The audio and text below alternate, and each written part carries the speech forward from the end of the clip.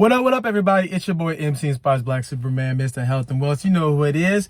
And this week's message is, what is your standard? Now, I heard a recent message about Nick Saban. You guys know I love me some Nick Saban, coach at Alabama, one of the greatest college coaches of all time. You know who he is. Please read his books, learn about him.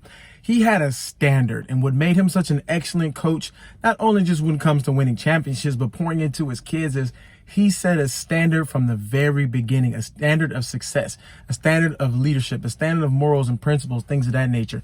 He had a very specific standard that he lived by, that no matter what, you either were going to live up to these standards or you weren't. But here's something that I just love that he said. He said, either people are going to live up to the standard of high success, being on time, working hard, more high ethics, values, principles, or they were going to be mediocre. You're going to be on either side. But he said the issue is a lot of times mediocre people are uncomfortable around high standard people, right?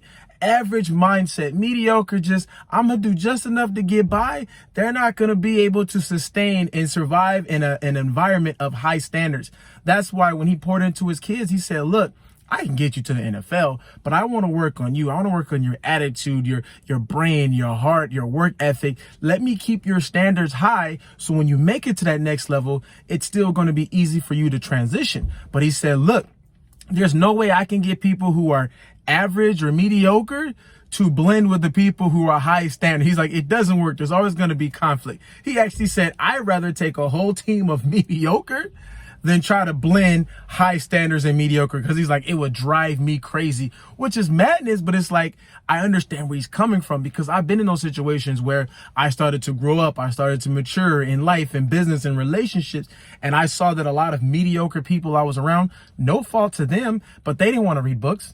They didn't want to personal develop. They didn't want to go to conferences. They didn't want to invest. They didn't want to start businesses. They didn't want to stay out them streets. And I had to let them go. And these were good friends of mine, good people that I know if I was to see them in the streets, I'd probably dap them up. They'd probably be like, where you been? But it's the same thing.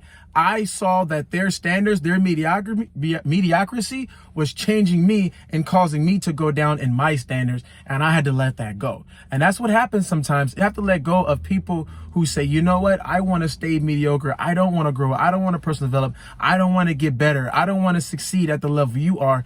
And sometimes you got to say, I love you, brother. I love you, sister.